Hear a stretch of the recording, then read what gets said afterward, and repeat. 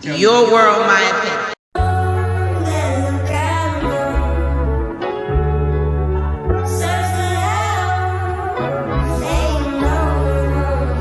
We Geechee, we Gullah, we needing each other. They been trying to keep us out, we see it, so fuck 'em. They take it and steal it, but we shaking the building. Cause one thing you need to know, ain't no faking this feeling. Show 'em the death in your eyes, hide the love in your bones. Clear the smoke in the skies, find the blood on the stones. Had our pops in the field, had our mother at home. This a new day, this generation going up it and bloom. They don't believe it, they gon' see it, so fuck it, let's show 'em. This a war cry, it's wartime, this nothing we own. This our shit, nigga, they don't know that. We been going to war, nigga, they don't know jack.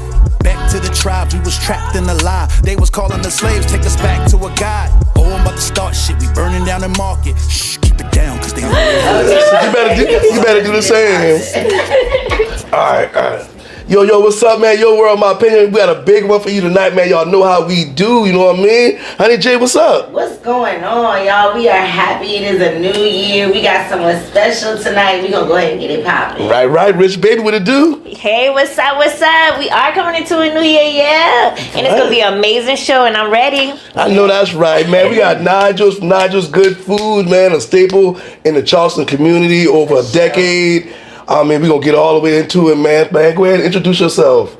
I'm Nigels Good Food, and Nolas Creole Soul, our newest restaurant. Somerville, right off of Dorchester, right next door to Pizza Hut.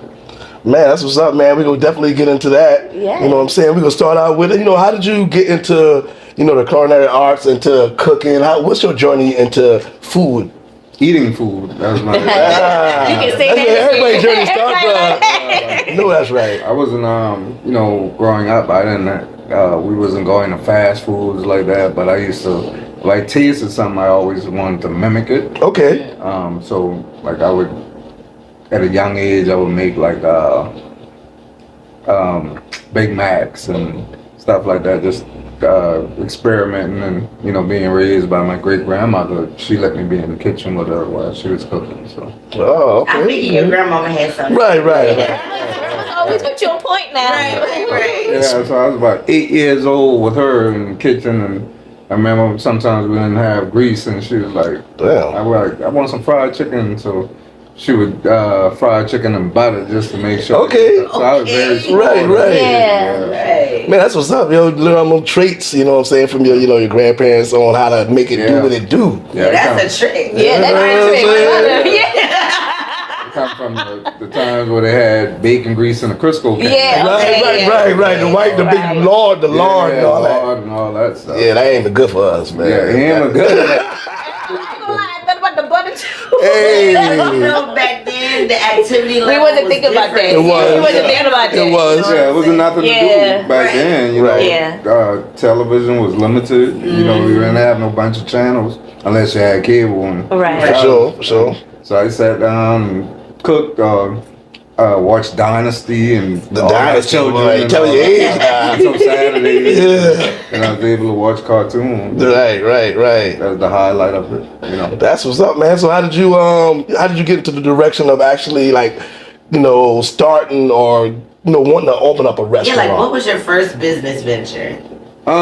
So I was a chef at Vickery's Bar and Grill back in 2008, and the economy was real bad, and my oldest daughter, her grandmother actually wanted me to cater for her, and I never knew anything about catering, so she was like, just cook, you know how to cook. So I started with that, and with that, I lost my job. I got laid off because it got terrible back then, and I ended up just using my 401k and buying chafing dishes and started catering. And then later on, I got the restaurant. It was always my plan to open a restaurant, but I didn't know how I was going to do it. Right. How did you know your food was hitting like that? Did people try your food or man, I experimented enough, man. Being raised downtown, man, we ate good food. Right, that's for sure. We had a lot of good, all my aunties, my grandmothers cooked, my aunts cooked, my cousins cooked. Everybody cooked. So, It comes naturally. Yeah, we had, food, seafood salad, red rice, lima beans, pork chop, shrimp and grits. So that stuff was plentiful back in the days because it Right. was trash meat. You know, shrimp. People used to give you shrimp back then. So when you say that shrimp was considered trash meat back then, like, when did you see the change and now it becoming like such a sought after? So like, I'll say like in the 90s, like that's when restaurants started getting shrimp. And I remember working at Hyman's. I was 15 years old working at Hyman's. Okay. You know, I started off busting tables, but then I started cooking. Well, shrimp. I think Hyman's was one of the restaurants that kind of made seafood popular. Okay. In Charleston because seafood. My grandmama used to get bags and bags of shrimp, like head on. She'd just be peeling and taking the heads off of shrimp and chicken wings, oxtails, all that stuff was like that. Those wasn't hot commodities. Yeah, I was about to say oxtail because I heard oxtail was. This is recently the oxtails like You just made a bang. Yeah. Everybody. And I'm like, where do the waves come from? Right, They put it on piece and Stuff like everything that. now. When you see that in the restaurant industry, like, where does that usually come from? Those waves of like, oh, now all of a sudden oxtails are the thing. people overdoing it. Trying to come up with a new dish Yeah, just that'll do not somebody even- else. Not even a new dish, you just overdo it. Yeah. Like now it's the lam chops now. Everybody in their mouth. Everybody. Right. I still like lamb chops too myself, man. It's okay, but it ain't like They hype it up now. Maybe y'all want to eat lamb yeah, chops. I'd rather a ribeye steak. You know? Right, for sure. But it's just once one person grab on to something, they just don't let it go. They run and with then it. everybody is just it's just I hear you. Yeah, Like a right. crab in a bucket. Right, and it's crazy to look at that like that because you're actually in the restaurant business, Yeah, so you like- see the trends, and you're like, I've been there. well, you hike up the price because everybody going just like blue crabs. It's Right, like right. everybody on them like give it a break. Can't you eat blue crabs every day? You don't like nothing else? But they do it. Like, I see. And don't talk too much trash about blue crab. We trying to keep our views up now. You know what I'm saying about the crab and chop. I love my crab Not now. no Okay, more. I love my crab. People fight behind crabs. Right. But you all what you eat. Right. But I'm gonna pop a bottle for you, man. Yeah, let's get that. Oh yeah, I'm on dry January. Oh, you a dry? That boy dry. I'm a drinker. I know I ain't got this their part, but it's gonna be all That's right. what's I up, think I though. might That's be what's dry for a up. long time, but you know, I'm Right. sorry. Make you feel better, man. Yeah, that's the truth. It do. That's the truth. But I heard that back in the day in restaurants, they used to have people back there really cracking the crabs, really peeling the shrimp. Is that true? Yeah. So Hyman's one of the first places. I actually started working downtown at 13 at Bookstore Cafe, Bakers, and then Hawthorne Sweets.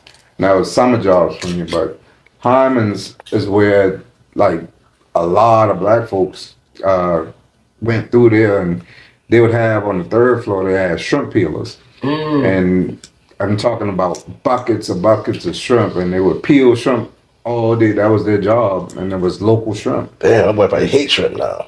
And they made money off of it. Right. My grandma had a job and she was picking crabs. Right. But they used to get like bins they used to get paid by how much shrimp they got. But then they started getting slick because they started adding water to it to weigh the shrimp. We gonna find a way now. Yeah. It's definitely a hustle, but they caught on to that. And that kind of ended. But for a long time, man, Hyman's, So there was a staple of actually like. yeah, they still a staple. Right, they are. But it's more tourist town. Driven. Locals got other places to go now. Right.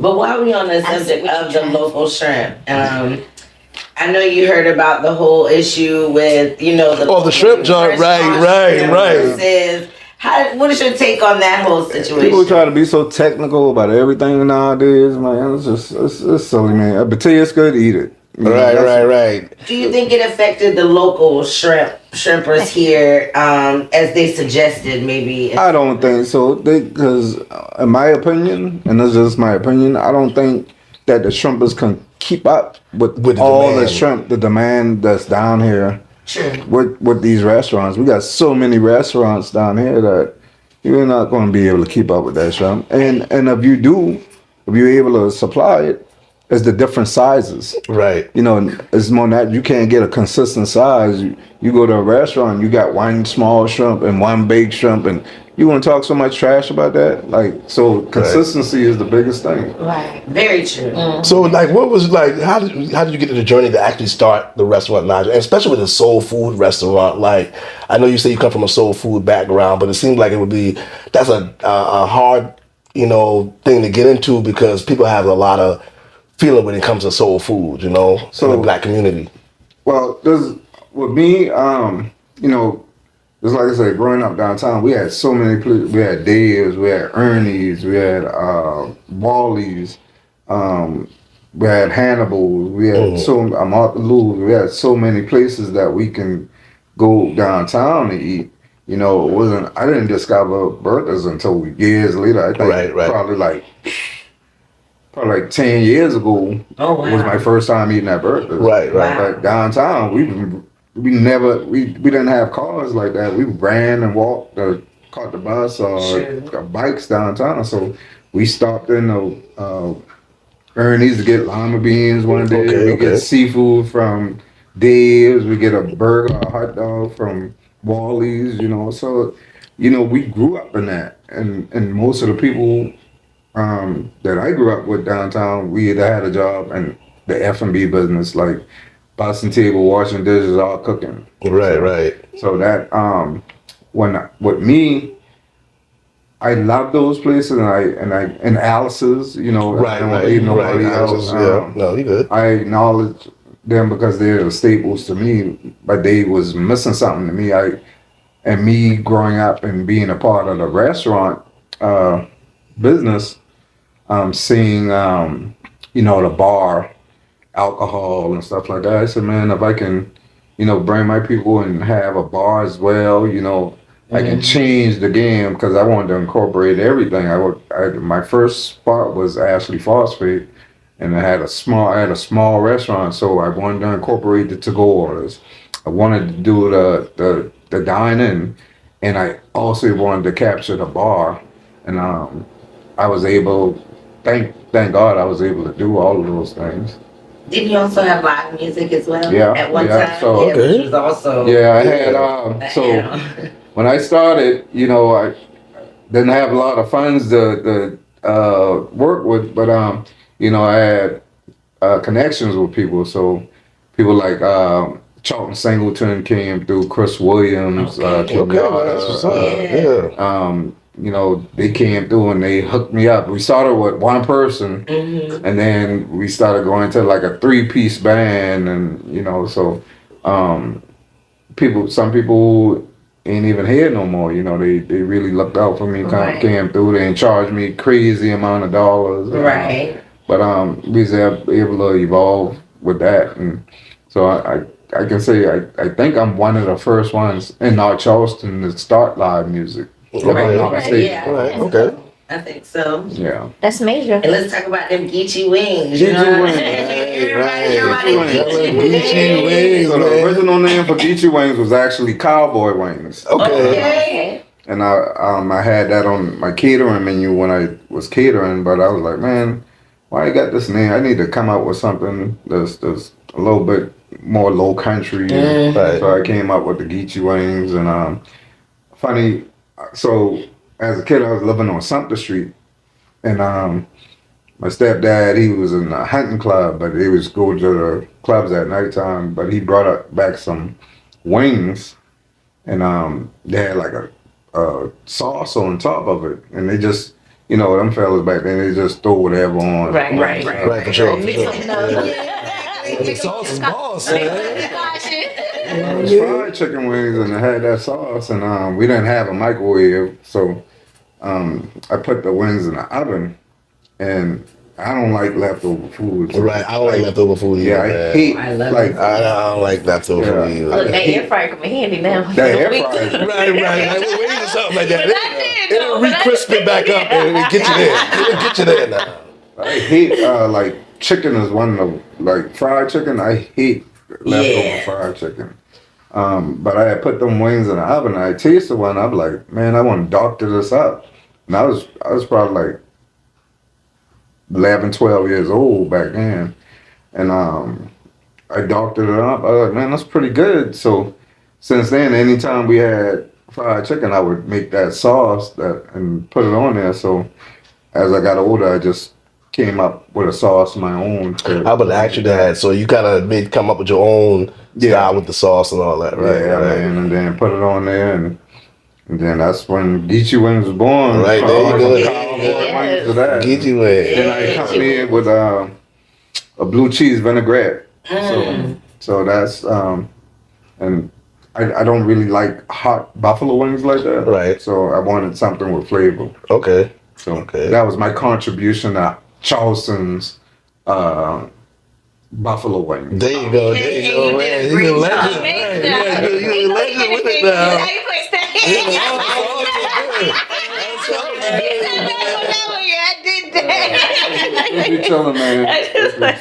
So, in the beginning with Nigels, how did the transition as far as you started expanding and what was it? Man, why did you move a certain place and how did you do that and what was the thought process behind it? We had one weekend, man, and a snowstorm came and that snowstorm shut everything down and I was like, in my mind, I was like, man, if that shuts things down, man, we're gonna lose. Like we can't put all our eggs in one basket. For sure. So, and I was like, I went from wanting to be a neighborhood restaurant to I was like, man, we need to go ahead and try to maximize where we're at. So after year 5, we went into opening the second Nigels. The second Nigels, I had about 12 schemes of restaurants I wanted to do. Okay. But Nigels 2 was actually supposed to be my barbecue restaurant. Because I want to do a barbecue, I want to do a seafood restaurant, I want to do a Cuban restaurant. Right, damn. Jamaican restaurant. But, because of the demand of Nigels back then, so I had to make a bigger, I used to get complaints because there was so much lines outside the door.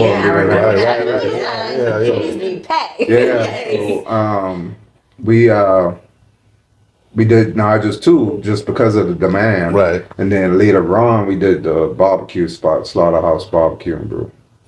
Okay, so you in a lot of different avenues with the restaurant business. Yeah, back then, man, I learned a lot since then, boy. That's a lot of responsibility. Right. And that's the thing about restaurants, man. They say it's one of the hardest business to actually keep up with and keep going. Yeah, man, because you can bring people in, but that don't mean they see your vision or they're gonna keep up the integrity of everything. Very true. So, and that's the biggest problem I dealt with in the long run. Is just making sure none of my restaurants should have said one was better than the other because all of them had the same recipes. Right. So they doing it this way right here. It should have been done this way. The right way, right. So you came up with all the recipes and then you shared with every location book. We had a blueprint book. On what to do. We had a recipe book with everything from collard greens to tartar sauce to cocktail to everything.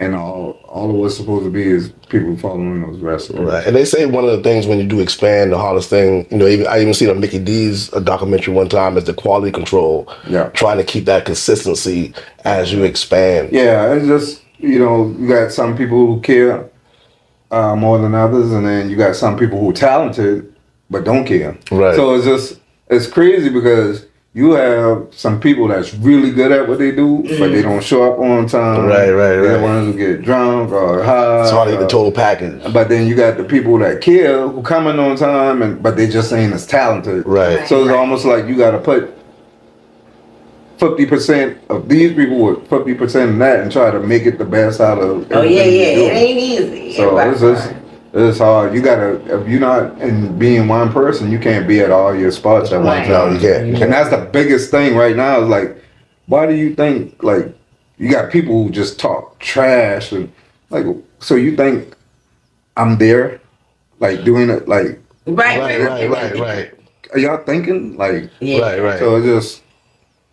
To speak on that, like they want to think you there. Because like, right. You know what I'm saying? It's just like I tell they you. want. You got 3 locations. They want the one they go into. They want to think that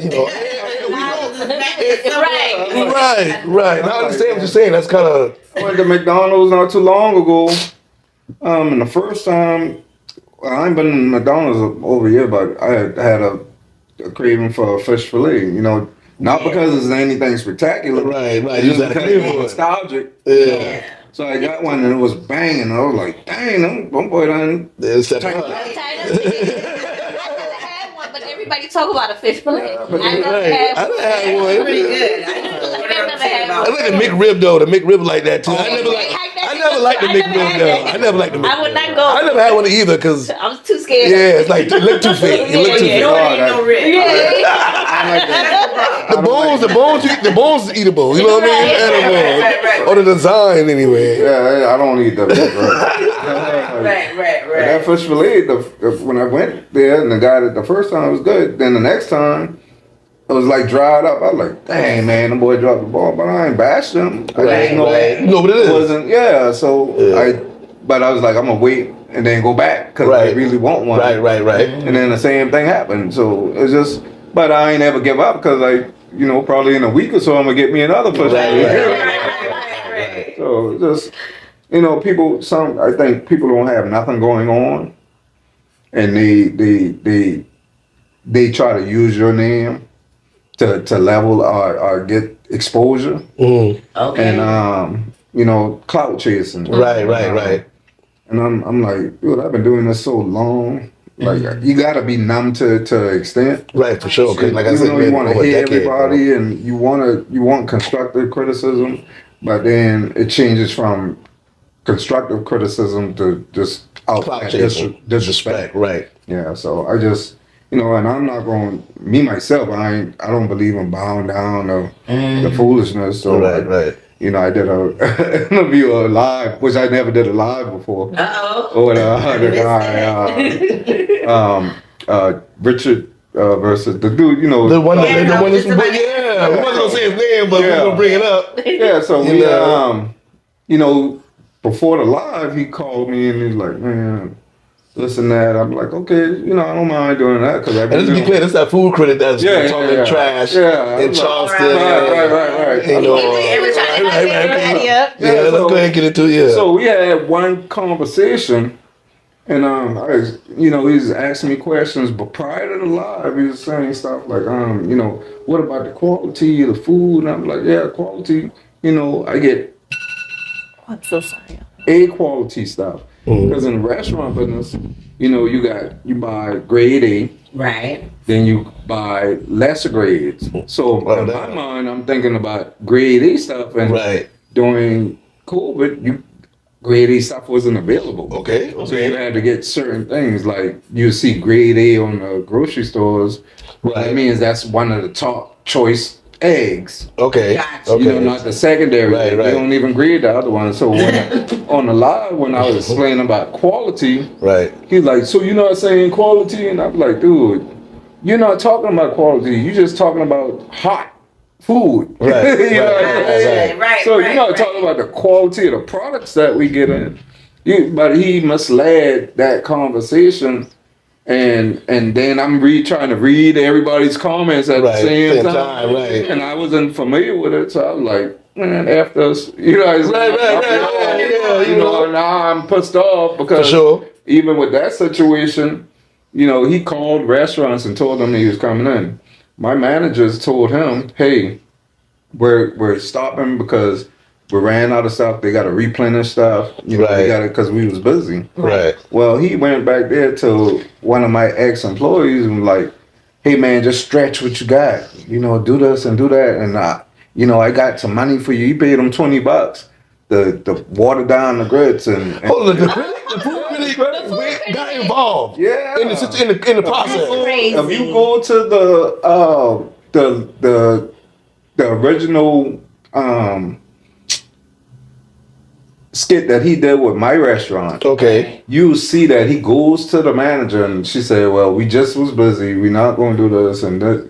And he went back there and paid the guy and he was like, man, whatever you got, just put it in a box and I'll take Just it. stretch it. So he is almost like He's trying to get the bad reviews. Right. He's trying to create it. And then the other thing is, you know, I'm famous for Geechee wings, Right. pork chops, and Right. And I ain't no excuse. But you ain't ordered none of the soul food stuff. Right, You ordered black and salmon and grits. Right. and- Oh, Things wow. that You know what I'm saying? represent Right. what you about. Right. Yeah, so it's I'm like, you know what? To me, it's like a setup, but is the quality Right. as far as the food, making sure it's hot and fresh, and Right. the recipe is followed. I take it on the chin, you know. Yeah. And you got people who are saying, "Oh, you making excuses." Boy, listen, man, I've been doing this for over 30 years. Right, you've been in the game for a long time. Okay. Don't nobody what anybody eat don't make me ash. Right. You know what I'm saying? Right. So you know, that's just the outlook I see, and now I just, you know, I don't learn so much. I just sit back and I don't touch on too much things. But just 'cause, Right. you know, it's clickish, and you know, people got us. I just had I had a couple of so-called food reviewers just come through, and I just watch how they move. And you see how much attention they give certain people. Right. But then you see how they did my stuff just because my name and out there so much. Right. But and then I got some person talking about one of my dishes, and come to find out that one of the people that they know who don't like me, because I terminated their people. Right. They gonna give me a mediocre to bad Right. review, Okay. so they can get pulled the There's something personal behind it.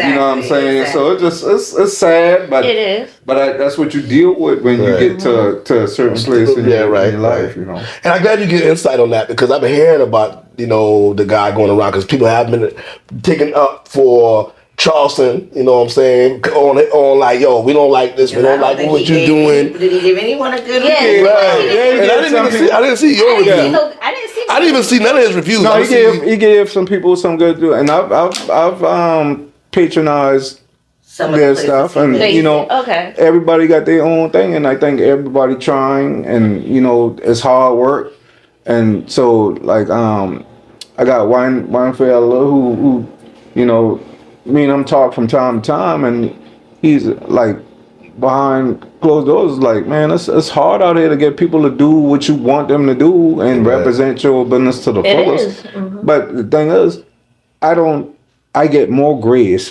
from people that's not my color. Right, that's another Then explanation. Right. Of course. I survive more because in the end, because of me diversifying my clientele. Right. You have to. Right. Versus depending on the people who supposed to Support you. be supporting To and the looking end. out for Charleston. Right. Charleston one of the only places that we deal with that. Like, it ain't happening in Charlotte and Atlanta. Right. Like, people come from other places and be like, man, Charleston different.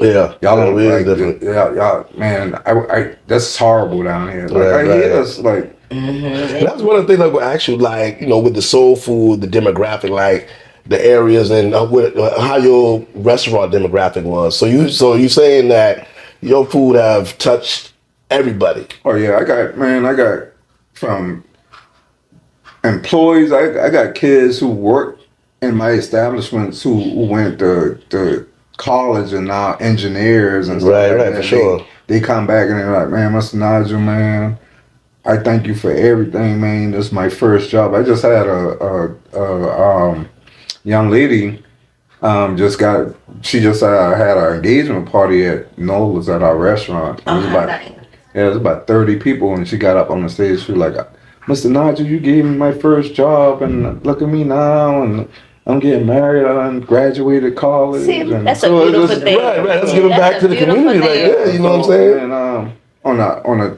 back end, you know, I've seen people, kids who, you know, got killed and stuff like that. Right. That's one thing that like on Ashley Phosphate, you know, 3 of my ex-employees, you know, they were murdered, and I'm like, man, Yeah, sorry. you know what? I just lost a taste for that area, you know. Right. Just I had a young man who came to my house. He's like my son that would spend the night at my house almost every day. his mom used to have to call and be like, "Man, you gonna send my child home? He'll be in the refrigerator before my other kids." And you know, and he got killed on Christmas Eve, and you know, things like that. That area just was. I didn't even go in a restaurant for years because it just had a bad taste in my mouth. Right. You know. Yeah. And that's the thing about, like, you know, food critics and stuff like that. You know, you want somebody to be honest with the situation, know you know, a food critic got to do their job. You know, when they go in the back. So how do you feel about food critics altogether? This is what happened with that situation, though. Right. We had that conversation, and he was trying to be kind of, I don't gonna say disrespectful, but he's kind of like whatever type. And I'm like, you know, I can, because you called my name, I can do a defamation of character situation. You know, he's like, no, you can. I'm like, yeah, I actually can. Yeah, you sure can. Yeah. I said, no, you didn't. You said Nigel. My business name is Nigels Good Food. I said, because there's loopholes around a lot of stuff. Right, for sure. And people just don't know, because I didn't give him consent to video in my restaurant, and he did. I didn't tell him, I didn't sign any paperwork to say, hey, man, you're okay, you can do this, and you can film my, even if it's blurred, I did not give him any consent. I've done TV shows. I've been on Food Paradise. I've been in Southern Charm. And there's a consent form that you have to sign to say that you can film without being sued. Right. So these are, you know, those are things I hit him with, but I ain't being petty. Right. He's letting them know. Right. You know, you trying to make a claim on doing this, and you calling this.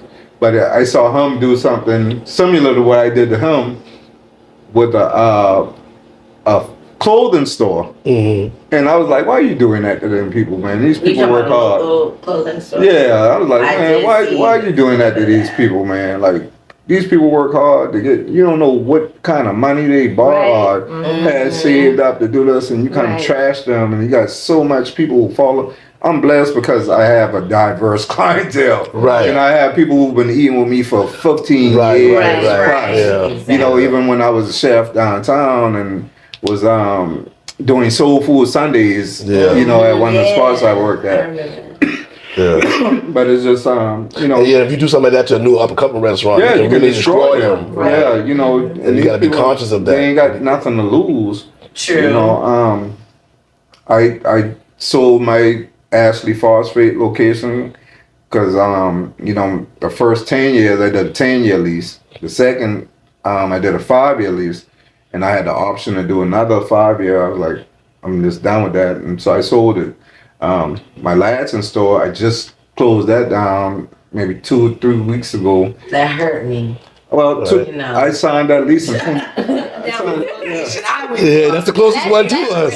Yeah, but it's close too, though. But Ladson's the closest one too. Yeah. Well, I signed that lease in 2015, 10 years. That my lease was up in 2026. Right, so gotcha. Like, man, I'm down with this location. It's not changing. I can't find no employees. Right, that's another thing too. A lot of restaurants dealing with that. Well, we out there, you don't have people who can really cook. Don't have transportation to get out there. Right. You know, people I could have brought over, I couldn't get them. So I was like, you know what? It's just time to start something fresh. Right. You know? And we've been to the hand spot. That's a prime location. That's a good location. It's okay. Just you know, with so much stuff that was separated, you know, I had to kind of consolidate things, get the right employees there. Right, which makes sense. That's what you got to do. Yeah, and then you know, even with the quality of the food, it wasn't coming out to my expectations.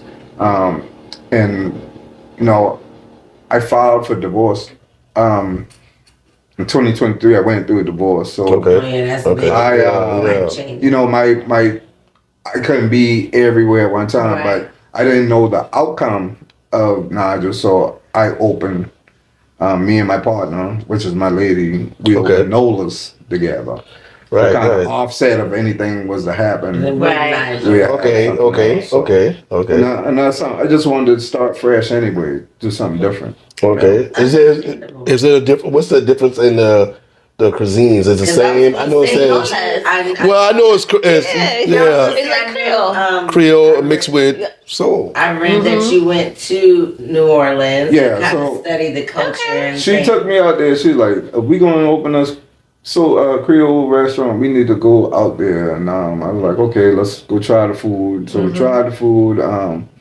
And you know, like Charleston is sister cities with like places like Savannah, New Orleans. Right. Yeah, I've heard that. Cultures and I stuff. heard Yeah. that. So it's like similar cultures. So Right. what I want to do is, because people love rice down there, I didn't want to make it New Orleans. I wanted to pay homage Right. to But New they add Orleans, yours, Right. yeah. but still keep the essence of Charleston because we're in the Low Country. So when people come in, I'm like, that's not how gumbo's. How you can tell me how the gumbo? Because I created this to be Charleston, Right. to show respect to New Orleans. Right. So do you have family ties with New Orleans or anything? Okay. No, I just like to eat. Okay. I like to eat. I get bored of food. I get bored.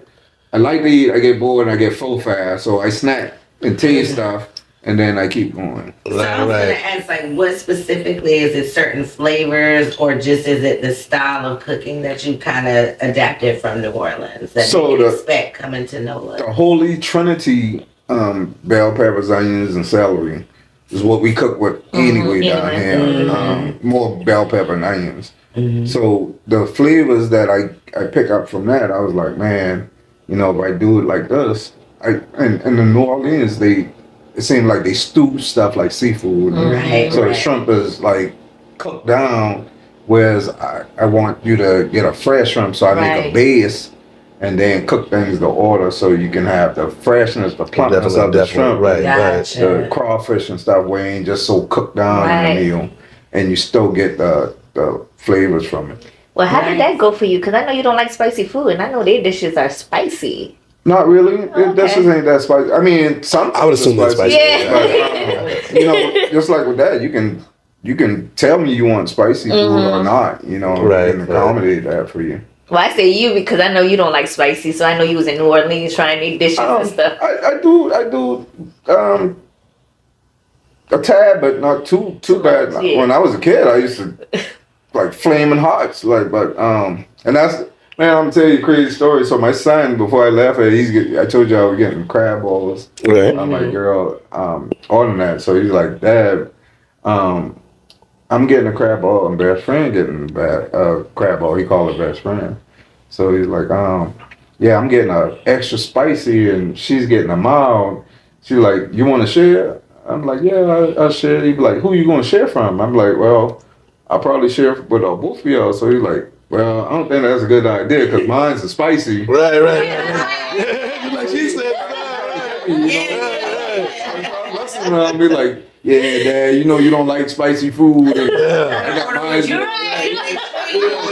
Yeah, eat my food, man. So Bam is a trip, man. That's my youngest son, man. Okay. He a character. Shout out to Bam. Do your kids follow in your footsteps with cooking? My older kids, Oh, all of them worked in the restaurant. So Okay. I had 5 kids. The oldest 4, all of them worked in the restaurant. My oldest, she started at 16. Then Nigel and Trey, they started. I think they was in high school. Yeah, and then my baby girl Sydney, she was working. But they doing their own thing now. So and I don't blame them.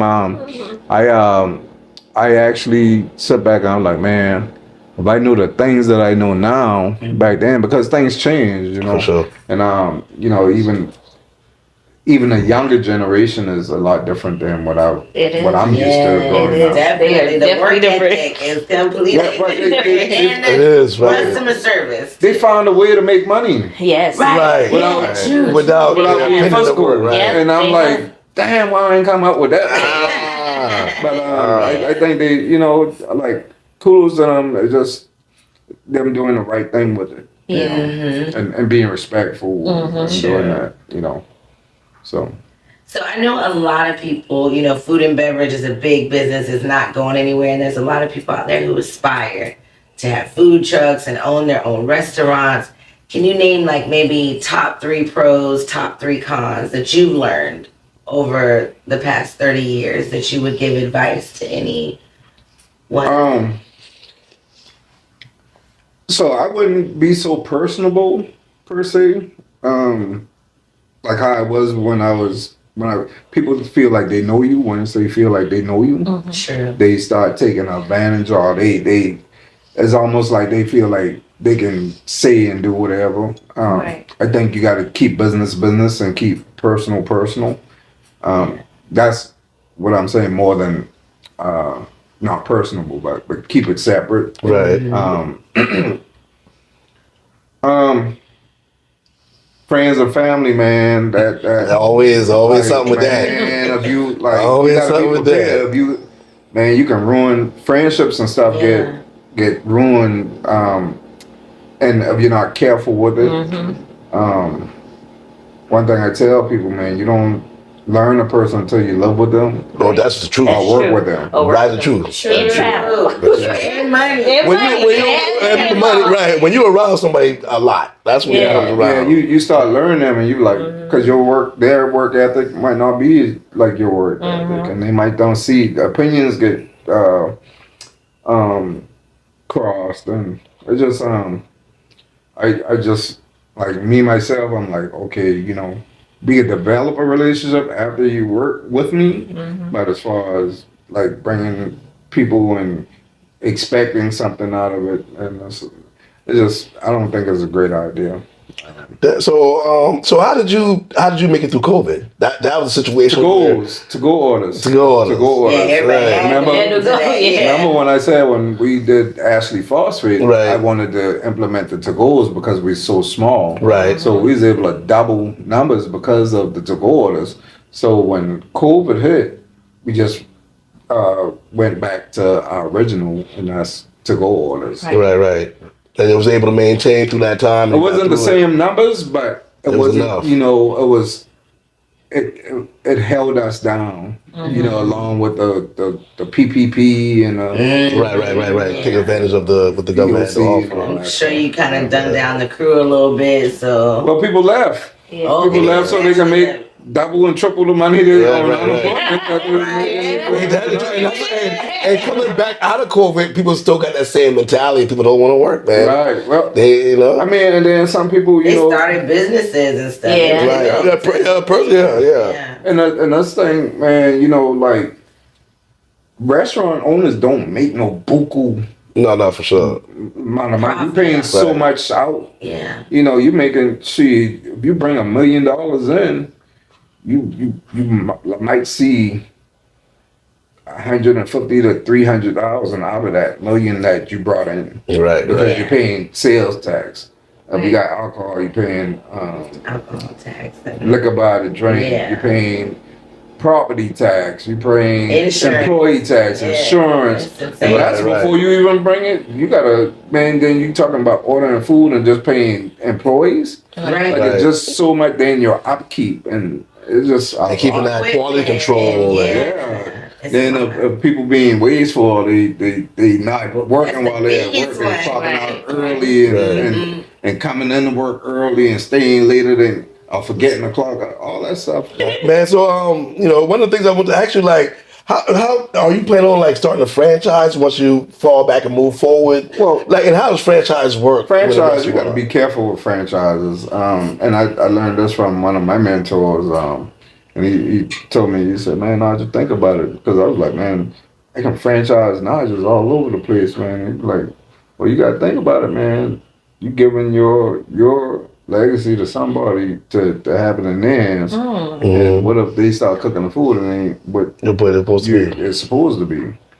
So I sat down there and I thought about it. I was like, oh yeah, I don't want a franchise. Because it's hard for me to dang on do 2 restaurants. Right. So I was like, man, and after COVID, I'm like, hell no, I'm not doing no franchises. Right. Now. I'm like, because people, it ain't the same thing. Unless they make robots who can do exactly what you want them to do. It's coming. I'm about to say that because It is But coming.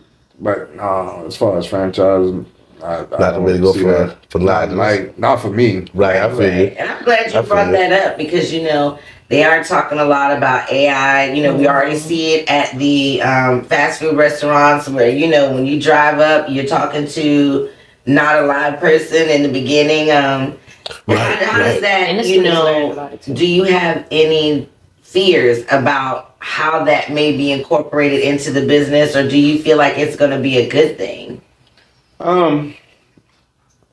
I feel like, you know, certain things, you know, outweigh the others. Like, I don't necessarily want, as far as for me, I don't want to go out to eat and think robots is cooking cooking for me. food. You know, I want people who can taste the food, kids. Right, stuff right, like right. that. Mm-hmm. And just from the business aspect, I don't want to take anything from any talented person and replace that With a robot or with something. any Some automated, artificial Yeah. intelligence. artificial You know. intelligence. Yeah. So, you know, people out there, like, I was a young kid who wanted to be a chef. Like, I wanted my name to be known in the food and Right. beverage industry, and I was able to accomplish that. You know, actually, my first I wanted to be a fine dining restaurant, but you know,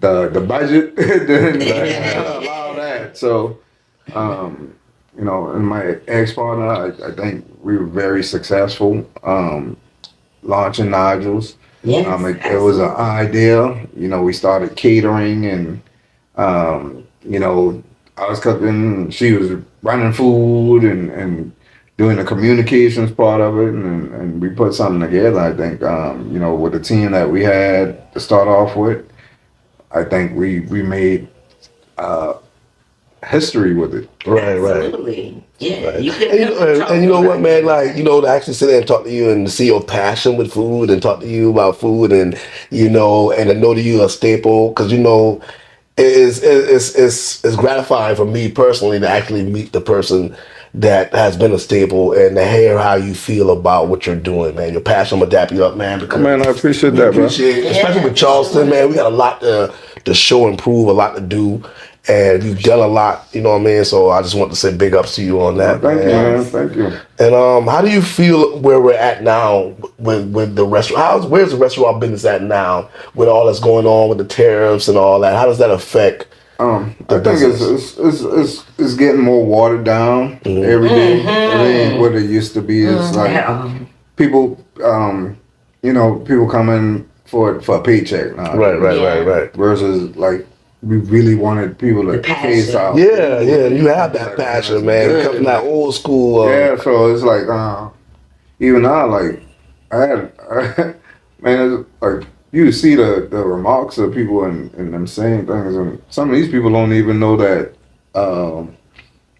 they don't eat chicken with the bone on it. Right. They're trying to call bone out. They ain't no. I don't believe no chicken. I don't never order boneless wings. I don't never order. It's a chicken nugget. That's what that is. Some of these people think macaroni is a vegetable. Right. They comment, I mean, the internet got all kind of you got people who like, I'm like, are you serious? Like, you telling me this ain't like, this one girl, you know, so I had to thicken up my sauce when it goes to go. Now, anybody in their right mind, and this is the thing, people don't understand the science of restaurants. Okay. So you can't season food for one type of person when you want to have a crowd of people. Right. Like, my customers, white, black, young, old.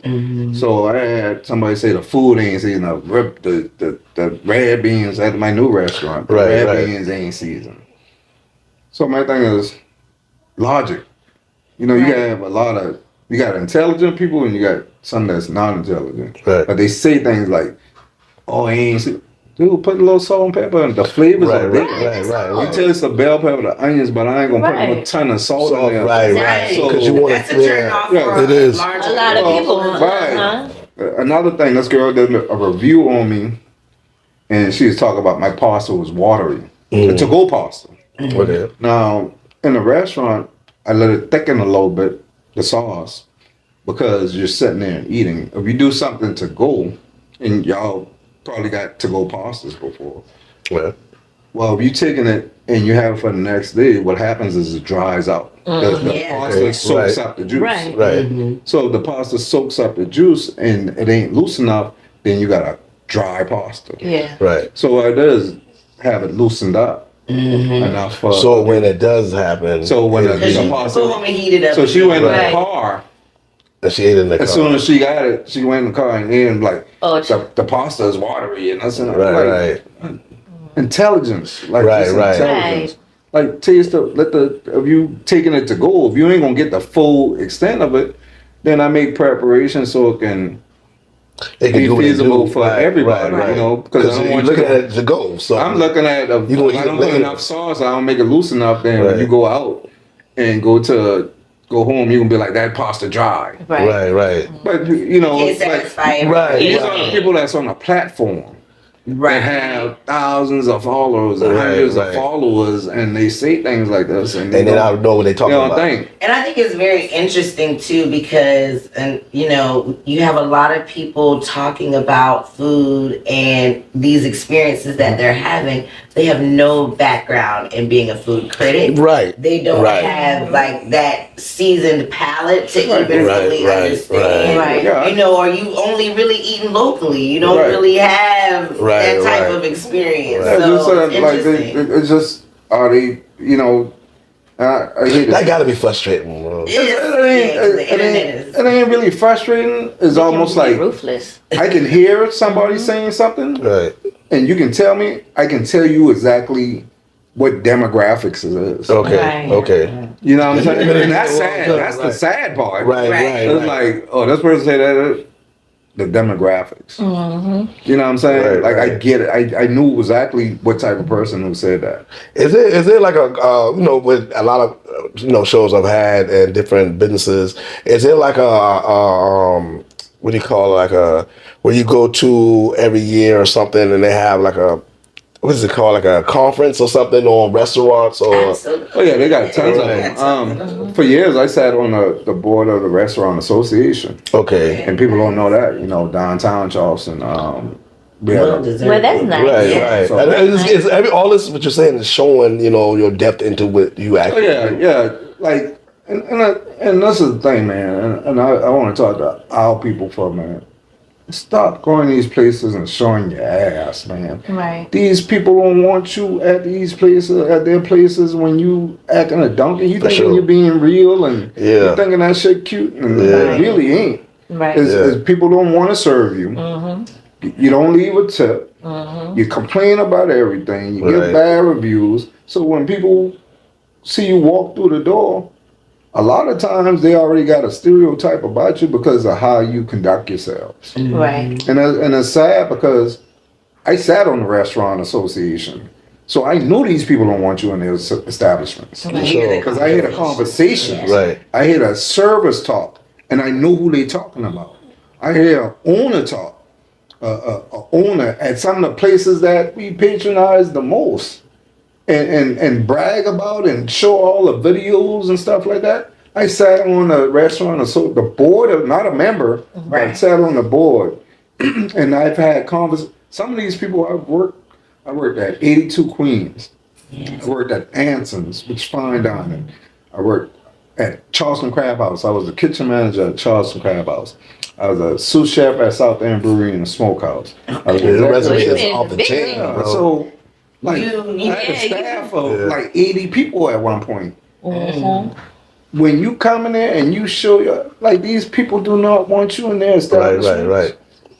and you're bragging and taking pictures and that, and you downgrading the smaller places, place that and stuff wants like you to that come want back. you and Right, asking you to right. stay and please talk to me and let me know how I can fix these things and Right. Talk to down me there, nice but these though. people don't want you in there because first of all, your price point you're not gonna buy appetizer, entree, dessert. Right. You're not. You're gonna get an appetizer, you're gonna kill the appetizer, and that's Right. gonna be it. And that could be it. And yeah, you're gonna because sit you're in there and for the take wrong pictures. reasons. Yeah. Yeah. You're talking about the experience, but these people are about turning tables at a reasonable amount of time. Right. I know this because I've been in this all my life. For sure. So when you're doing like give places grace for the people who want, don't give them such a hard time. We had a lady last night. We had 330 tops yesterday. That's 3 parties of 30, so that's 90 people. Separate parties that we have. Packed. Lady wrote a bad review because the server made an error. The server made an error because she said the kitchen lost the ticket. You know, the kitchen didn't lose no ticket. She didn't bring the ticket in like how she was supposed to. Right. But the thing is, when you go out to eat, sometimes things ain't perfect. That's what I was gonna say. People make mistakes. People don't have a lot of grace. Right. Especially when you're dealing with 90 people. Right. Like, come on, man. Like, Especially when you're trying to find something. yeah, and then you don't have the staff that's planning. People like, you need to get more staff. A lady told me last night, you think if it was that easy, we would have this problem? Yeah, good help is hard to find. So, I mean, it sounds like the restaurant business have a tremendous amount of challenges. How do you keep the love for it? Well, it's because you know there's a greater part to it. Okay. You know, when the right people start coming in, and these the people, I got people who've been supporting me. You can go on Facebook and stuff. You say, "I love you, Nigel." Right? No. Yeah, People, yeah. man. No, they do say that. You are, Right. people, you know, I've been blessed, Right. to be able to have that in my corner. Right. That's not the case for some people. I got a guy who ate with me for years, morning, noon, and night. He'd buy food. His name is, I say, Mr. B. Okay. So morning, noon, and night, he patronized all of my business. He bought food for his staff, his mom. He came to eat. Single white guy. You never know.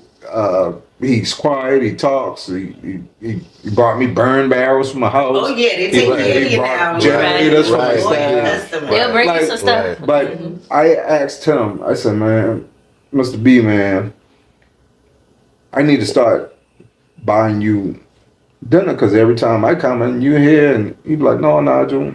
He said, don't ever buy me anything." He said, "The only thing I want to see you do is succeed." He Right. would not allow me to buy him anything. And you know, sometimes we're the hardest on each other, man. As far as you know, especially in Charleston, man. Yeah. You know, we started out like that. Man, that know. changed my view on things because I always felt that I need to give somebody something. Right. Because they're enjoying your Yeah, so when he came in and he said that to me, that was so significant to me. I was like, this man who don't know me from a can of paint, who comes and spends more money than anybody, my family members, anybody, spends money faithfully every day that I'm open. Damn, 3 times a day. that's what's Yeah. up. And that adds up. That's what's up. That's real support. They Yeah, enjoy it's you. support. Enjoy your He food. would come Yeah. in the morning, get like a gumbo. That's the first thing when you open. Second time he'll come in in the afternoon, like mid-afternoon, about 4, get shrimp and grits.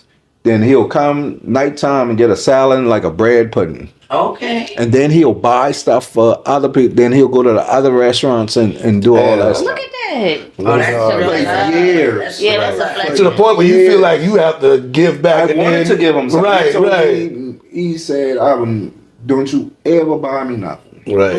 I can see how that's standing for you because yeah. if he turned that down, that's real Right. support. That's I somebody go to really care about Man, you. I go to clubs And like you. and people tell me, "Oh, I be at your place all the time. I bought some Geechee wings," and all the clicks in my head is, "You supporting me because Right. you bought one Geechee wing." Right. You know what I'm saying? Like that don't add up. Like And then you a soul food restaurant, so Geechee wings really, Geechee wings the Geechee wings is good, right? but Right. then I see you at another spot every day. Right. Right. So you say you was on the board. How do you get on the board of the restaurants? Like, how do you? What is that They about? invite you and vote you in. Oh, damn. Okay. Yeah, they Okay. vote you in. So yeah, I was So that's a big So that- big compliment right there. Yeah, the restaurant associate, they're in control of the taste of Charleston. That's what I was going to ask. Are you a part of that? Have you ever? Not that since my divorce, I kind of just Okay. survived. I You know what I'm saying? Like, you know, there's a lot of changes that happen. You know, first of all, getting used to being by myself for about a year and a understand. half. So that's from I was married from the age of 24 until the year of 23. Right. Oh, right, wow. You trying to watch yourself. Yeah, you know what I'm saying? That's a long time. Well, so, Over 20 over 20 since you years. bring that up, like as far as how does your relationship and family, how does that come into play with you being so driven And- with work and your restaurant having your dreams? My kids are grown. The majority of Well, yeah. my 4 kids grown. Okay. So it's it ain't a lot of of involvement. Right. When it comes to that. So it's just people got their own lives. My kids are grown. Right. They got their own kids. For sure. They got their own lives. So But they weren't grown over the whole 20 years, so the balance. this happened recently. Because I got divorced in 2023. Oh, December we of just talking about the 2023. divorce now. We just talking about balancing family Well, life. my kids was. And I mean, I'm saying, like, did your first wife have that same dream and vision that you have? Did Yeah. she Back support then, you? I believe, we supported each other. Okay, good, We good, met good, in the good. food and beverage. Okay, so she cooked too. Okay. I was a sous chef and she was a banquet manager. Okay. So that's That's good. a perfect good. combination. That is a perfect Yeah. combination. Like I said, right. we was very successful for what we did. Like Oh, that's Right. amazing. not having anything and being able to do a lot. Right. We did a right. lot. That's beautiful. One time, I mean, there was a time period where we threw a Christmas party every year. That, Yeah, I remember that. Yeah, it was like $20,000-$30,000 that we Yeah, I dropped remember on that. Oh, that's right. I That's remember right. that. Yeah, we didn't charge for it. I've been Right, I've been to one. Yeah, we didn't charge for it. Everything was free. Yep, it Wow. was. Drinks and alcohol. everything. Man, that's You'll be getting back. dancing. You'll be Yeah. dancing the whole time. Yeah, we did live music or a DJ and free food, free alcohol. Like, Man. I think it was like 2017 or 2016 when I went. yeah. Yeah, see? Yeah. I remember So it's that. because you got Nigels that in your hand location, and then you got Nolas. And like, is that going to be a transition, or you really like? So what we're doing is so that's the only Nigels now. We're gonna, for as long as I think the lease is up around now for that, because we got the lease in 2020, but we're gonna feel it out to see how that works out. We want to see if it just makes sense Right. to stay open. We got a lot of fans of Nigel still. Right. They definitely do. Even with some of the bad things that happen, Right. people still love it, and so I can focus on one thing. No, that makes versus sense. That makes sense. Divide myself in a 3 and Yeah. try to make this do what it do. And, Yeah. I mean, that shows that you really want to try to control the quality and actually, but that's- get back to what that's what I've always or what done. it is. Order, I got wild caught shrimp and stuff like Right, that. right. And, none of my stuff is farm raised, and Okay. it just, having the people to be able to produce the things that I expect out of them. I got a young lady right now who's I think she's going to do really well as the chef over there. Okay. She's passionate. She's still learning, but I think she cares. So Yeah. and that's what I was looking for. Where we had some people that it wasn't that they came to do a job and they did a job, and I actually want to. I thank them for being there, for all this time. But she really cares, and that's what she wants to do, and that's her passion. So Okay. I'm kind of like, okay, if you got questions, ask me. Don't. I want you to spread your wings, but make sure the quality of everything is there. Make sure that we're not doing too much of prep, and just you gotta find that happy space for everything. True. And I know we talked about during the break, one of the things you wanted to kind of share was a lot of the pros and cons of the business. And we were talking about, your passion for being a chef and a restaurant owner versus the reality of all the other things that you have to manage, the upkeep when it comes to employees. Can you kind of elaborate for those who are aspiring? Well, before I knew the behind the scenes things, all I want to do is cook for people and have them eat my food, Right. and taste the food and experience what I'm able to do. later on, when I got into like taxes and the employee relations, like you man, you spend so much into everything else before you can get the by the time you do that, man, you mentally drained. Yeah. Right. Like, you can't even do your craft. Yeah. So it's like it's challenging that alone. So just dealing with the public and trying to respond to them and telling they want answers and demanding, you want me to do this, you want me to answer you, but you don't see what I got going on behind it. Then you got employees who like, well, we should have this, and you're like, right, it's a lot to deal with. Like, Right. like you don't see what's going on back here. You don't know what's going on. Right. Just trust what I'm telling you, because there's a lot. And and it's gratifying when you're succeeding. Right. And you see that those things you're overcoming, and you learn so much more about just the business side of it. But it ain't for the weak. I'll tell you that. Not at all. It's not.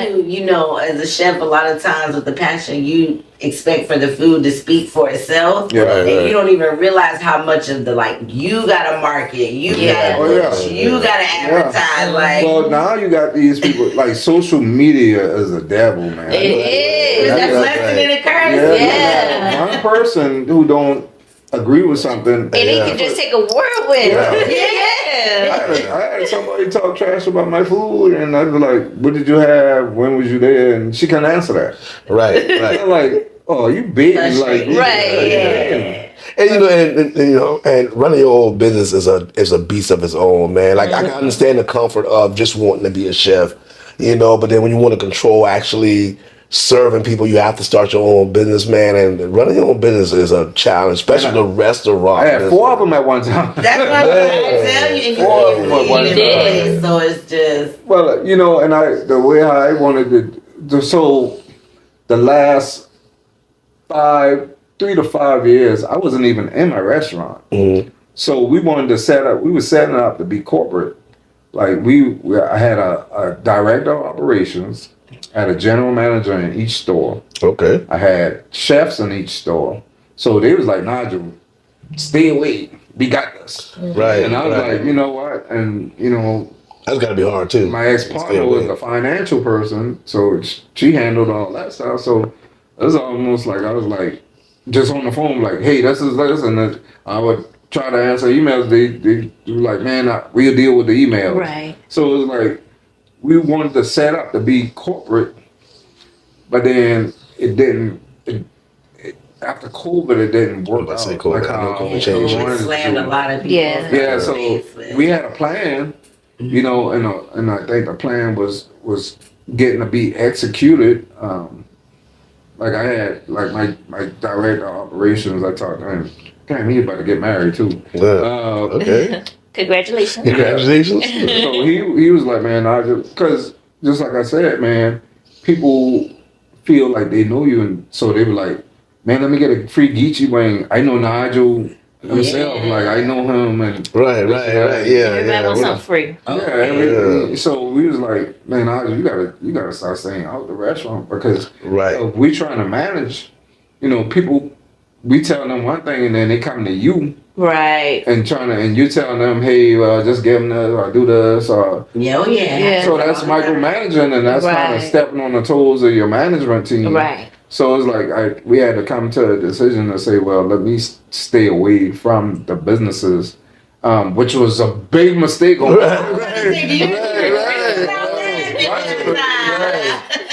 idea made so much sense. It was like, do you? Because it was coming to me, it was like, do you see the owner of McDonald's being next door and this and that? I'm like, yeah, that makes sense. And grand people was like, man, I went to school with Nigel and this and that. Right. So it was like, man, that making our job hard, because people feel like they can go to you and call you when things ain't getting their way. Not even if things ain't right. They ain't getting their way. Like, they got a party of 15 who want to come in at 7 o'clock. Nah, the rules is what it is, no matter who you talk to. And people like, man, Nigel, give me a free Geechee wing, because how much time? A free Geechee wing. That sounds good, man. You have people are like, man, we can't get no free shot, and I'm like, Free they'll tell you, Nigel paid for his stuff when he going there. Like, I Right. paid for my food when I Right, even going yeah, there because I didn't want to give anybody no Set inkling that that precedent. they can do the things for free. Granted, Right. I gotta take notes, People man. taking stuff. Okay, Charles, no free Geechee weed. No free shots. Nah, man, we had to support you, man. Hey, And don't you call on his name? nah, I would never do that, man. 'Cause I'm all big on support, man. We have to support each other, man. So I mean, I would never do that, Nolas, man, Nolas, I'm Yeah, That's what I bring. Yeah, let's get But yeah. don't you also have and like what's- music what's- nights? yeah, we karaoke Yeah. night. Well, We we- want to come out there. we we have- play music every night. Okay. Not live, but we have DJs on Fridays and Saturdays. Okay. We have live music. Sometimes band comes through. What we want to do is give you an experience of New Orleans as close as we can get. Right. With our knowledge. Right. We ain't gonna be like, we just like New Orleans. And people Right. like, this ain't like New Orleans. And Right. You just want to give you an experience that's Right. different from Charleston. Man. The vintage decorations that we did, like we did everything to kind of pay That homage. feel, Right, that right. aura. Yeah, so it's like even the colors in there, the way how we didn't go upscale with nothing. We just wanted to give that kind of raunchy. Raunchy feel, yeah. Okay, I can't wait. I'm excited. Yeah, we definitely gonna make a trip Yeah. there as soon as Yeah. possible, man. Yeah, man. So we be there Tuesday through Saturday. The hours for Nigels and Hannah is Tuesday through Saturdays from 11 to 8. At Nolas, we Tuesday through Saturdays from 11 to 3, and then 4 to 10. Gotcha. When we having some type of special event of people in there, we stay open till about 11 to 12. Sometimes we might do a little event later on that night, starting at like 9 or something, and we'll stay open extended hours. But we want a nice, safe, clean environment, kid friendly, up until late night. Right. Of course, yeah. But you got kid menu, desserts. We just want people to feel good, man. What's the one dish you recommend when we come to Nolas? What you I tell first everybody else, visit? man. I like, We're gonna have to sample everything. yeah. We are.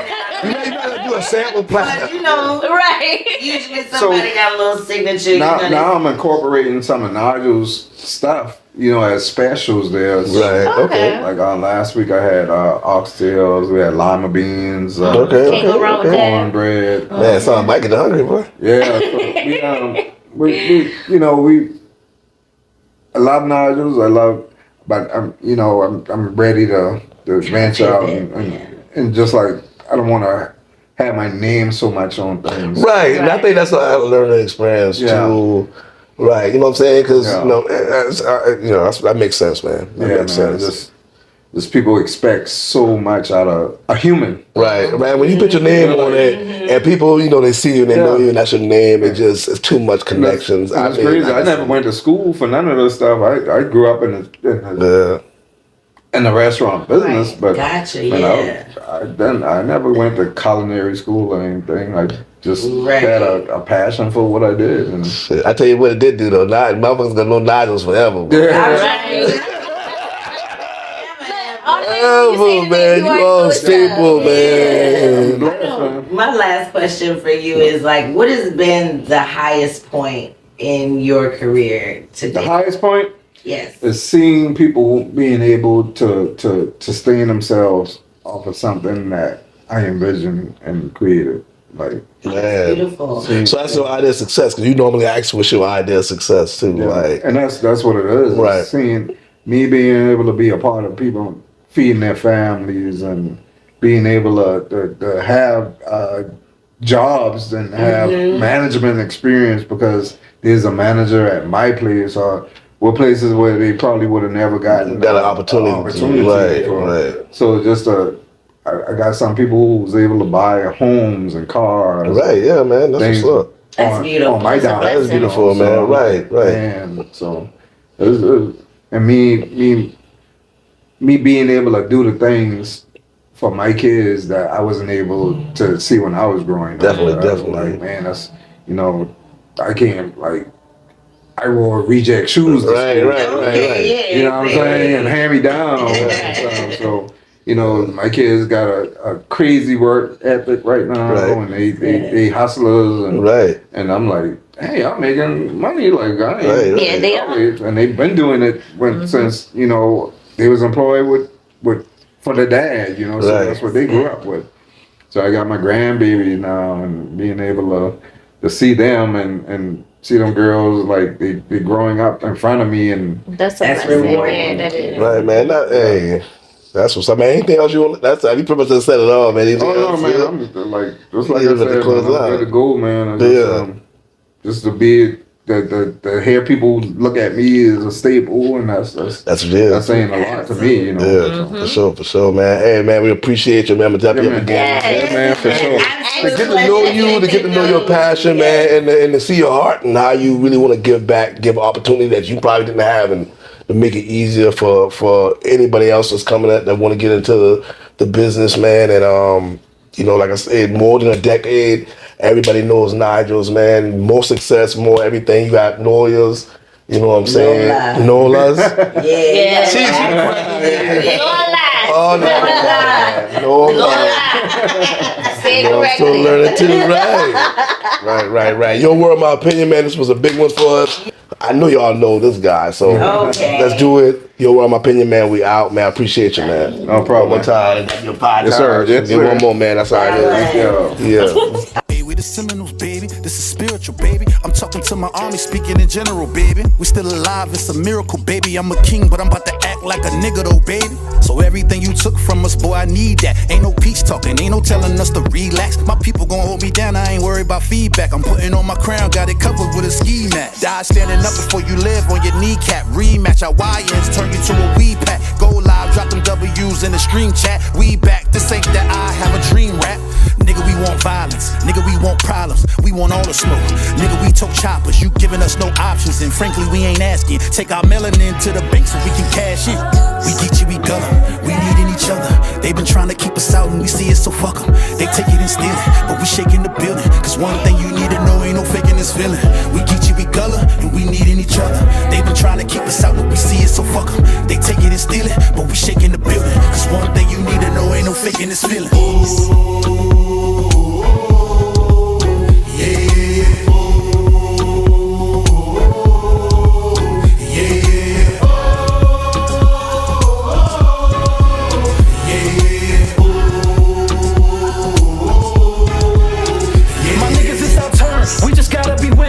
We ain't gotta learn, we just gotta remember. My niggas, we was first, these people got an agenda. Truthfully, we are cursed, but now it's time to surrender. Let me hear you say it.